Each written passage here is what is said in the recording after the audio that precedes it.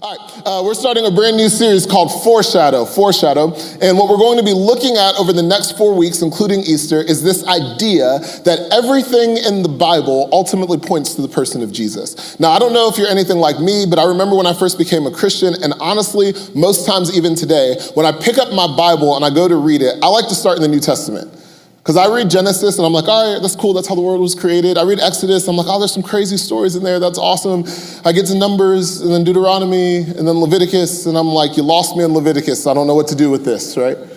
And so for many of us, the Old Testament can be a place that we avoid, but what we actually find is what Jesus says in Luke 24, that everything that we see in the first 3/4 of our Bible in the Old Testament actually points to him.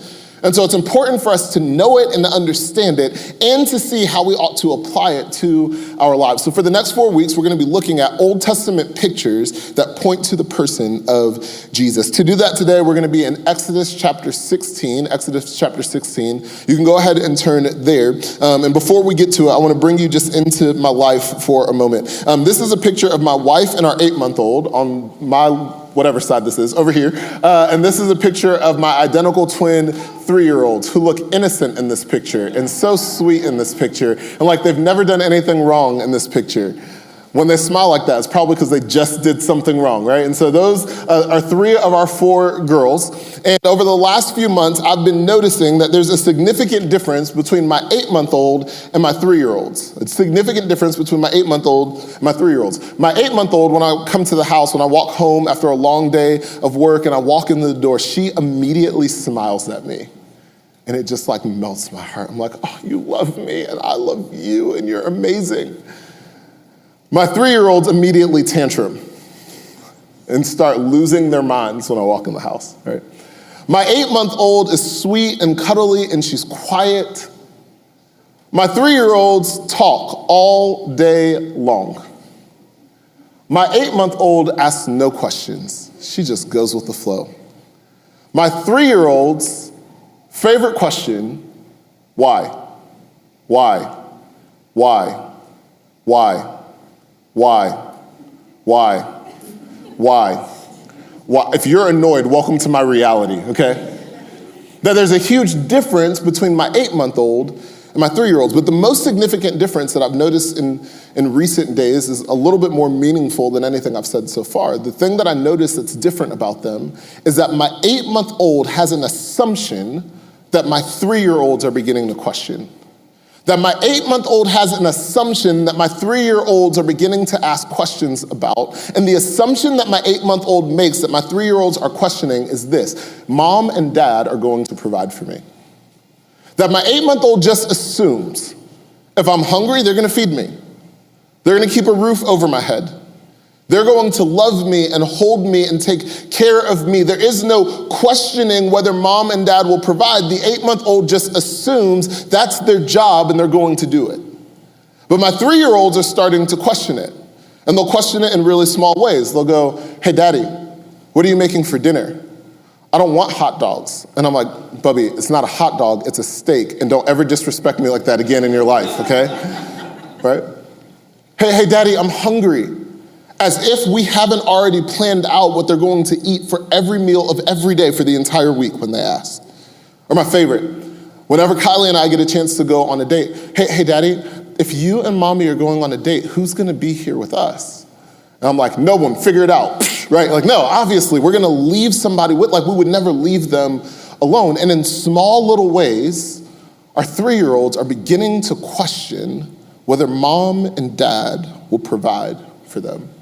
Today, what I want to talk about is God's provision. And I want to talk about God's provision this morning because my hope and my prayer is that maybe something would shift in our hearts and in our minds, that we would hear God's provision and we would choose to trust it the way that my 8-month-old trusts us. And that we would not walk through life like 3-year-olds, constantly questioning and wondering if God will be faithful to provide for us. To do that, we're going to be in Exodus chapter 16. It'll be a familiar story, but there's a few things that I'd like to pull out of it for us today. Exodus chapter 16 is right after the Israelites have been freed from Egypt. All these plagues take place. Moses comes to Pharaoh. He sings the song. The people eventually get free. They cross the Red Sea. The army is drowned behind them. They are now in the wilderness, and they're on their way to the promised land.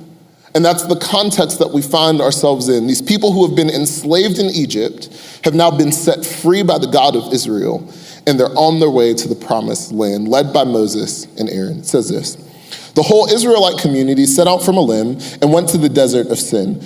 Now, if I wanted to be like a preacher today, I'd be like, they were in the desert of sin, and they were sinning in the desert of sin. And some of you are sinning, and that's the reason you're in a desert, and that's the problem that's in your life right now. But can I just let you in on a secret? This has nothing to do with like sin. This is just a location. So people preach stuff like that, and it's really not what's there, right? So in the desert of sin, it's a location between Elam and Sinai. On the 15th day of the second month, after they had come out of Egypt, the 15th day of the second month. So this is about 6 weeks after they've been delivered from the hand of the Egyptians, and they're now out of slavery in the desert. It's a short period of time. Continues on and says this: in the desert, the whole community grumbled against Aaron and Moses. The Israelites said to them, if only we had died by the Lord's hand in Egypt. There we sat around pots of meat, and we ate all the food that we wanted. But you have brought us out into this desert to starve this entire assembly to death. You're trying to kill us out here in this desert. Now, this passage is incredibly interesting to me because the Israelites do what a lot of us have a tendency to do with the past. That they look back on the past with these rose-colored glasses. Oh man, when we were in Egypt, we were able to just sit around and eat whatever we want, and there was so much food, and we were so happy, and everything was amazing, and we were provided for. Newsflash, you were in slavery. You weren't just eating whatever you wanted. You weren't just doing whatever you wanted. You were working hard days and hard nights. You were being beaten and mistreated. You were being treated less than human beings in that last context. But now that you find yourself in an unfamiliar situation, because you're uncomfortable where you are, you will look back on your past and make it something that it wasn't. And so many of us have a tendency to do this, that we will look back on the past and remember the small moments that felt good, and convince ourselves that the misery and the slavery from our past is worth returning to. And the Israelites are doing this in that moment. They're beginning to question and doubt God's provision for them. They're in a desert. They don't know if God's going to come through. They don't know if he's going to provide. And now they're approaching God the same way that our 3-year-olds approach us. They're beginning to question whether or not they can trust that Dad will provide. I was thinking about that this week, and it led me to an interesting question for you and for me. Where do you look for your provision? Like, where do you look for your provision? Now, I know we're in church, and so the correct answer is God, and that's what all of you would say if I were to ask you one-on-one. So let me just rephrase the question. Where do you really look for your provision? Like, actually. Because for a lot of us in the room, the place that we look for the provision of our purpose is in our careers, not God. For a lot of us in the room, the place that we look for the provision of security is actually in our bank account, not God. For many of us in the room, the place that we look for the provision of love and acceptance is our spouse, not in God. For many of us, the way that we look for the provision of peace is by looking at our calendar to figure out when we can go on another vacation, or by running to a substance, a drink, or a drug to provide for us this thing that we have a lack of faith that God can ultimately give us. That we will turn to the things of this world to provide hope and healing and restoration rather than looking to God to provide for our every need. Y'all, this question is so incredibly important because if we do not answer this question correctly, we will find ourselves doing what the Egyptians or what the Israelites did coming out of Egypt. I wrote this down. When you don't trust God to provide, you will choose to be enslaved to whatever you think will provide for you. When you do not trust God to provide, you will choose to be enslaved to whatever you think will provide for you. I'll give you a couple examples. I have some friends who work for a couple of different companies, and I talk to these friends on a regular basis. We talk a couple of times a week. Some of them I talk to every day. And on most weeks, at some point in the conversation, they will begin complaining about their job. They're so frustrated with the place that they're working. They're upset with the culture of the organization. They're frustrated with their leader. They do not want to be there. And so halfway through the conversation, I will say to them, hey man, it sounds like you might need to go find a new job. And every time we take that turn, the response is always the same. Yeah, totally. I probably should. But the insurance here is like so good. Or, dude, you don't understand. I make more here than I would ever make at any other place in this industry. There's no possible way that I could leave where I'm at right now. And you know what I call that? I call it the golden handcuffs. Because you are enslaved where you are, but the resources are so good, the provision is so good, the security is so good that you will not trust God to take you where you actually need to be. If you do not trust God to provide, you will find yourself enslaved to the thing that you think provides for you. I cannot tell you the number of young men and women who I've sat down with that are in a relationship that they know isn't God's ultimate best for them, but they have been provided with this love and affection and attention, and the idea of being lonely is scarier than the sin that they're living in.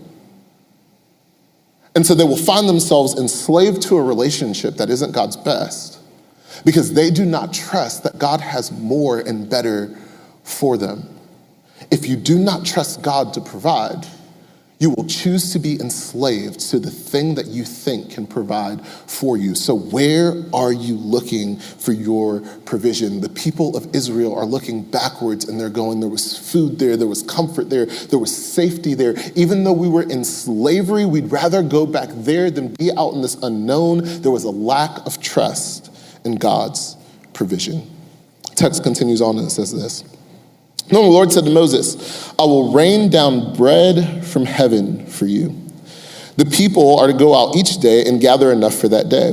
In this way, I will test them to see whether they will follow my instructions. On the sixth day, they are to prepare what they bring in, and that is to be twice as much as they gathered on the previous days or on the other days. I love this. So in the middle of the grumbling of these people, God says to Moses and to Aaron, to his chosen leaders for this group of people, he says, hey, I'm going to provide for them. I'm going to provide for them, and I'm going to do it in a really unique way. I'm going to rain down bread from heaven. I'm going to provide for my people. This is a simple point, but we're going to build on it over our time. So if you're taking notes, write this down, that God provides for his people. God provides for his people. And in this instance, his provision is going to be bread that rains down from heaven. In a second, we'll see that the people call it manna from heaven, that this bread is going to rain down from heaven. And I love this because in this conversation, what we actually see is the heart and the character of God. That the people are grumbling, but God chooses to provide for them anyway. What God is doing in this moment is he's showing grace in the grumbling. He's showing grace in the grumbling. Now, I don't know about y'all, but I read stories like this and I'm like, are you kidding me? Like you were just enslaved in Egypt. You were being mistreated and abused. And God showed up, sent all of these plagues, set you free, took you across a Red Sea, drowned your enemies in front of you, is taking you to a promised land, and you have the audacity to complain? You're really going to grumble right now. Are you kidding me? And as I read these stories with that perspective, God always pricks my heart. And he goes, don't be so quick to judge. Because if we're honest, isn't that us? I mean, I remember the weekend that my wife and I went to a prayer cabin and we specifically prayed that God would bless us with identical twins. And then for the last 3 years, I've complained about them. Here I am grumbling about the very blessing that I asked God for. I just wonder how many of us do that. How many of us find ourselves right now complaining about the very thing that we ask God for?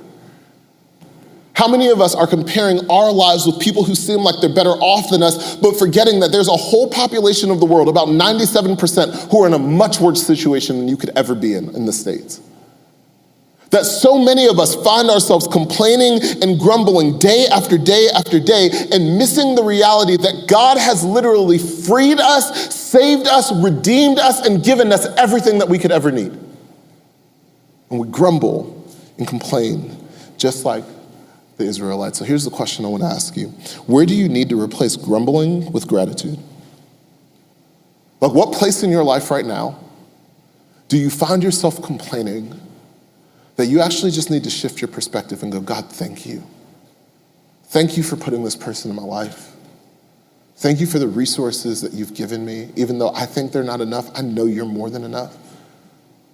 Thank you for this job that I really don't want to be at. Thank you for the ability to feel the pain that I'm feeling right now, because there are people who can't even feel that part of their body, and I get to feel it today. God, thank you, rather than God, I can't believe you. Grumbling turned to gratitude. The people of Israel are grumbling, but God chooses to provide, to show grace in the middle of their grumbling. He provides for his people. And there's 4 things that I think are important that we understand about this provision. Let's continue on in the text. It says this. So Moses and Aaron said to the Israelites, in the evening, you will know that it was the Lord that brought you out of Egypt. And in the morning, you will see what's the word right there? Say it with a little more confidence. Glory. You will see the glory of the Lord, because he has heard your grumbling against him. Who are we that you should grumble against us, Moses? Who are we that you should grumble against us? Moses also said, you will know that it was the Lord that gives you meat to eat in the evening, and, I love this, all the bread that you want in the morning. This is an all-you-can-eat buffet. Because he has heard about your grumbling against him. Who are we? You are not grumbling against us, but against the Lord. You're not grumbling against us, but against the Lord. Moses says to the people that God is going to provide for you, and in his provision, you are going to see his glory. The first thing that I want you to understand about God's provision is this, is that God's provision gives him glory. That God's provision gives him glory. Hear me. This is one of the things that I cannot stand about Christmas. We don't have any little kids in the room, right? Okay, just in case any of them are listening from down the hall. Some of you have this tradition where there's another person who's outside of your family that brings gifts to your kids. And it's sweet that you do that. Just doesn't work for me. Because I grew up in a home where I watched my mom struggle to provide presents for us around that time of year. And I made a decision when I was young that if me and Kylie are gonna work hard to buy these gifts, you ain't giving him credit for it, bro. I'm getting all that credit. Even if you don't use it, you're gonna look at me and say, thank you, Daddy, for that gift. You paid for it, I'm gonna thank you. I'm getting all the glory for the gift because I paid for it. How many of us are giving glory to our jobs for the gift that God actually gave you? How many of us are giving glory to the things of this world, the created things, rather than the Creator? How many of us give the glory to the gift rather than the giver of the gift? Hear me, God will not share his glory.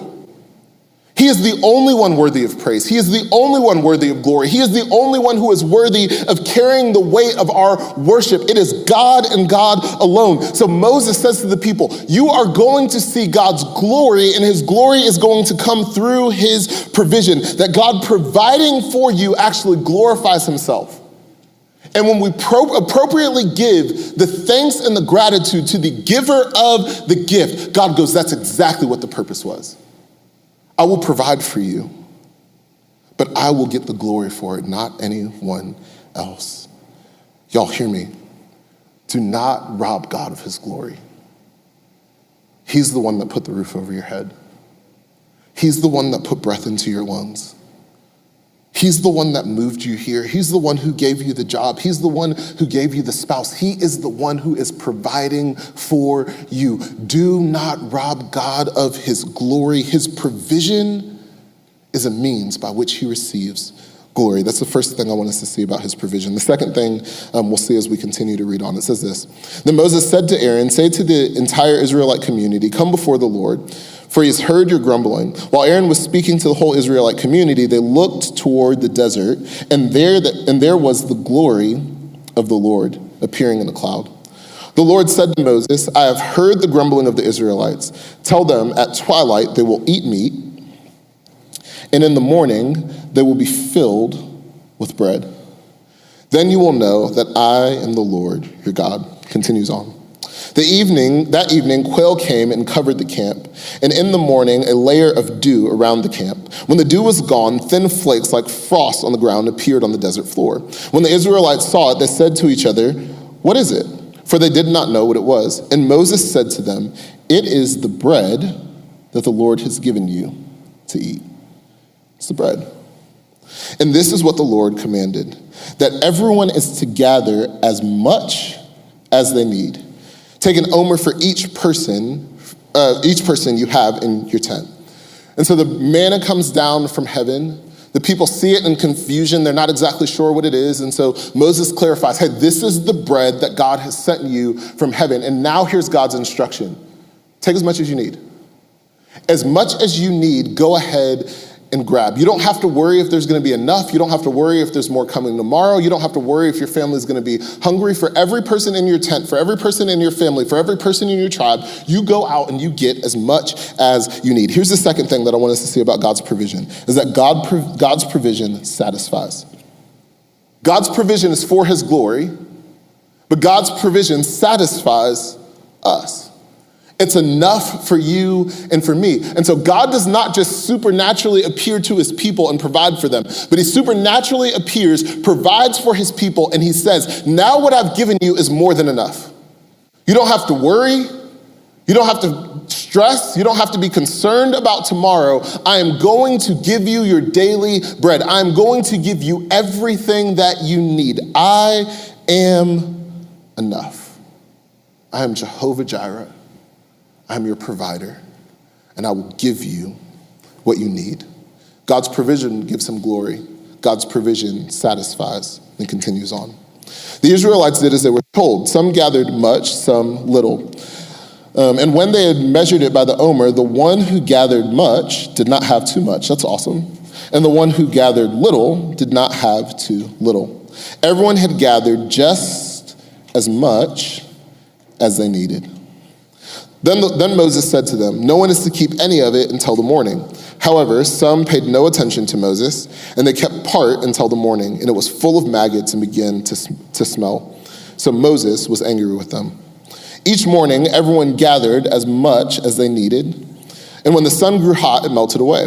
On the sixth day, they gathered twice as much, 2 omers for each person, and the leaders of the community came and reported this to Moses. And he said, this is what the Lord has commanded. Tomorrow shall be a day of Sabbath rest, a holy Sabbath to the Lord.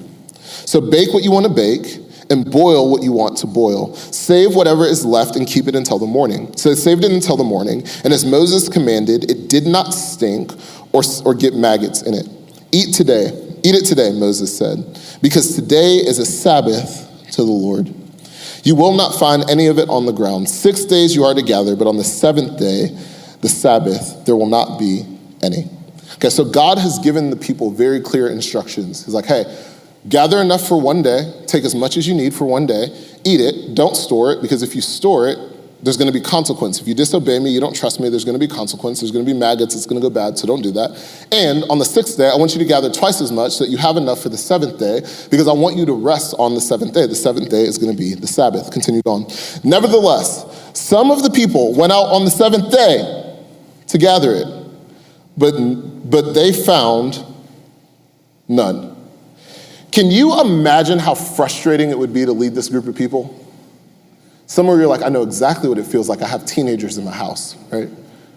Like, this has to be so incredibly annoying. God has to be going, are you kidding me right now?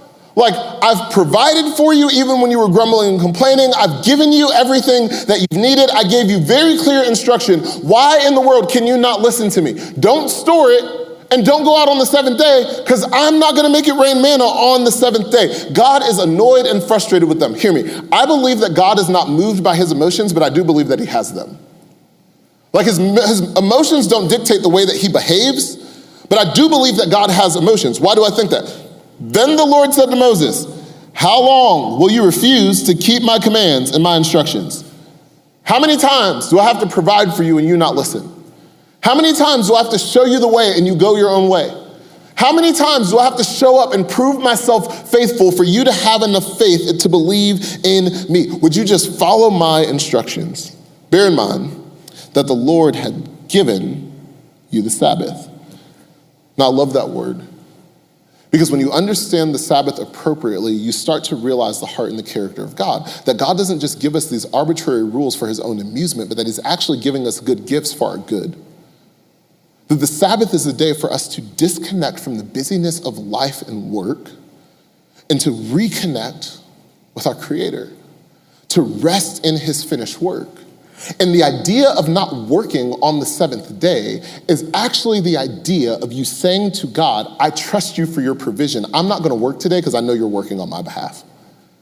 So God is implementing in his people a rhythm to help them hold true to their trust of his provision so that they won't question it, but they will actually rest in it.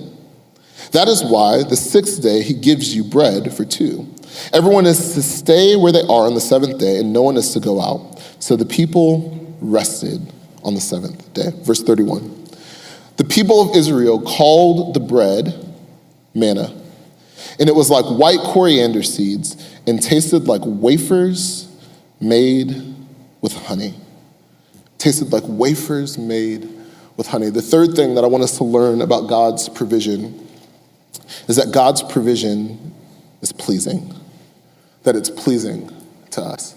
I love bread. Anyone else love bread? Like a good carb, especially at Fellows. That bread, y'all, at Fellows is so good. Homemade, comes straight from the Lord. It's almost like eating manna. We love bread. We have a lot of bread in our house. We actually have 3 different types of bread in our house. I only brought 2.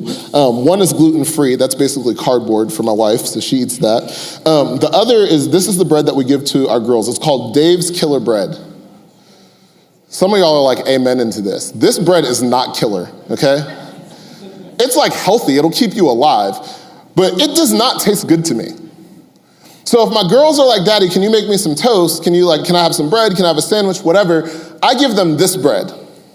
But you know what I dare not give them? Whew, praise God. Pepperidge Farm farmhouse bread. This is the softest bread made in human history. And anyone ever had a Hawaiian roll before, like at a cookout or something? Did you know they made it in slices? I mean, make you a sandwich on one of these and you are going to taste heaven. It is incredible. So when my girls ask me for bread, I go, yeah, you can have this, but you ain't getting this. This bread will sustain you. This is the good stuff. Hear me. The people of God are grumbling in the desert against a God who has just set them free from slavery. God, in all of his power, might, justice, and righteousness, has every right to go, I'm going to give you just enough to survive. I'm going to give you what you need to make it through. I'm going to give you what you need to live. But rather than withholding the good from his people, he goes, no. I'm going to give you the best bread. This bread is going to taste like honey from heaven. I'm going to give you my best, hear me, even when you're at your worst. And this bread was pleasing for the people. It was enjoyable to them. It tasted good. They would be excited to see the manna pour down in the morning, not just because it was their provision to make it through the day, but because it was actually enjoyable and pleasing to them. Church, hear me. If you are following Jesus and you're doing it begrudgingly and you're not enjoying it, you're doing it wrong. Following Jesus is supposed to be enjoyable and pleasing and giving. It's supposed to fill you with hope and peace and purpose. Like following Jesus is the greatest taste in this world. And God is going, I'm not just gonna provide for you. You're gonna enjoy it. Now, if you know anything about the people of Israel, they eat manna for long enough and they're like, we're tired of eating donuts and Hawaiian rolls. And I'm like, what's wrong with you people? Like, can you just be happy about anything, you know? But God's intent is to give them something that's pleasing to them. Continues on, the next verse is interesting. It says, Moses said, this is what the Lord has commanded. Take an omer of manna and keep it for the generations to come, so they can see the bread that I gave you in the wilderness when I brought you out of Egypt. So Moses said to Aaron, take a jar and put an omer of manna in it. When he then place it before the Lord and keep it for the generations to come. As the Lord commanded Moses, Aaron put the manna with the tablets of the covenant of the law.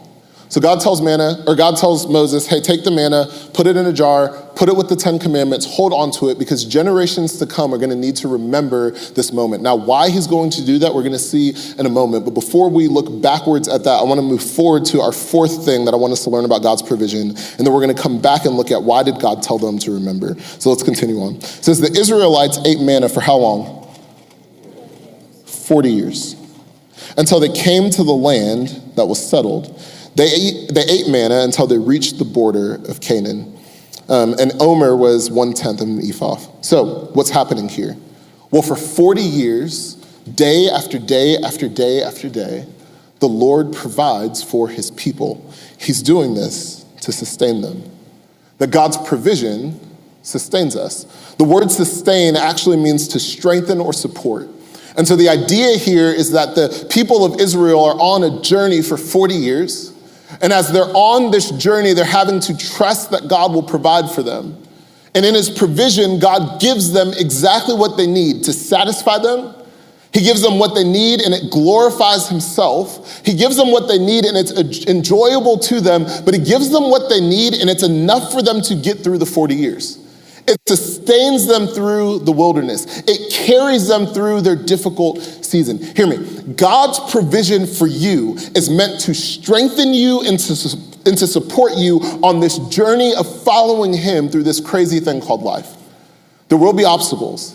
There will be challenges, but God will sustain you by his provision. So summary, what did we read? That manna is God's provision for his people.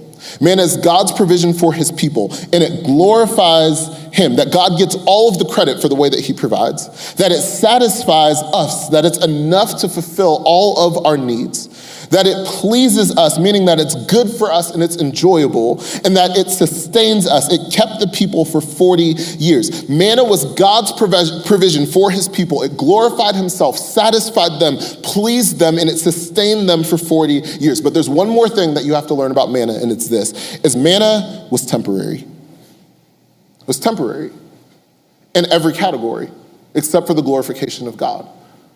That we can look back and we can see how this story glorifies God, but when you think about the people of Israel, yes, it satisfied them, but it only satisfied them for a day at a time. It was a temporary satisfaction for that day. They had enough in what they needed for that day and day alone. That yes, it sustained them, but it only sustained them for 40 years, because after that 40 years, when they reached the edge of the promised land, no one has ever eaten manna again. So it sustained them, but it only sustained them for a season. Yes, it was enjoyable to them, but as I mentioned, at some point they begin complaining about even the enjoyable thing that God gives them. And so God provides for his people through manna, but you need to understand this manna is simply temporary. It's for a specific people at a specific time. And so the question then becomes, well, what in the world does this have to do with us? Like, awesome, great story. God provided for his people. Maybe there's a couple of principles we can take away from it. Great. But what does this have to do with us? It sustained them. It's not sustaining us. It satisfied them, but it's not satisfying us. It was enjoyable to them, but it's not enjoyable to us. Gerald, what is the point of this story? Well, remember, God tells Moses, take the manna, put it in a jar so that future generations can hear this story. Why? Because what God is doing is he's setting up the backdrop for a future provision. He's foreshadowing what I've done for the people in the desert, of the people of Israel in the desert, leaving Egypt. I am now going to do for you in a bigger and greater way. That the story of manna falling down from heaven, bread from heaven, is actually meant to point us to a picture of the ultimate provision that God has sent for us in the person of Jesus. Ben, you can go ahead and come back up. We're going to close out with John chapter 6. It says this. John 6, verse 30 through 35. This is wild. Jesus has just fed 5,000 men with a little boy's Lunchable, probably 10,000 people total. It's insane. They're all eating. They're going, this is nuts. Jesus sends his disciples across the lake to the other side. He eventually shows up there, but he leaves a boat behind, so all the people are confused. They get in the boat. They go over to the other side. They run into Jesus. They're like, where have you been? We've been looking for you. And he's like, you're not really looking for me. You're just looking for more bread. You just want to fill your stomach again. He's like, you got to have the right perspective. You have the complete wrong perspective. And they're like, like, okay, well then help us have the right perspective. Show us that you're really who you say you are so that we can believe in you. And that's where we pick up in verse 30. It says this, then they asked him, what sign will you give that we may see and believe you? What will you do? I just fed 5,000 men with a Lunchable. What else do you need me to do? Watch what the people say. Our ancestors ate manna in the wilderness. And as it was written, he gave them bread from heaven to eat. And Jesus said to them, truly I tell you, it was not Moses who gave you the bread from heaven. It was my Father. My Father gives the true bread from heaven. He goes, you ate bread in the wilderness and it was temporary. It lasted for them for a season. But don't forget, it was God who gave them the bread, and he told them to hold on to it as a reminder for you and me to set up the moment that we're standing in right now. Our Father gives true bread from heaven, and he says this, for the bread of God is the bread that comes down from heaven and gives life to the world. And they're like, oh, give me that bread.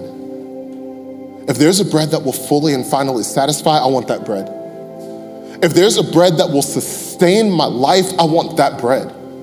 If there's a bread that is pleasing and enjoyable to me, I want that bread. Now they think he's talking about physical bread, but he's about to make this whole thing make sense. He says this, then Jesus declared, I am the bread of life. Whoever comes to me will never be hungry, and whoever believes in me will never be thirsty. He goes, guys, the manna in the wilderness was just a picture of the ultimate bread from heaven that has come to be the true bread for every single person who will believe. Church, hear me. You and I will never taste the sweetness of manna. But because our bread from heaven named Jesus has come to earth, we will never taste the sourness of death either. Jesus is our bread from heaven. He is our manna, he is our provision, he is everything that we need. And his life, his perfect life, glorifies God.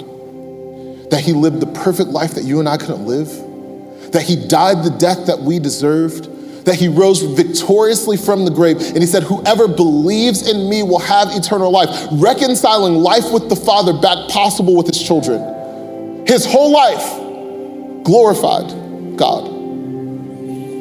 That he satisfies us.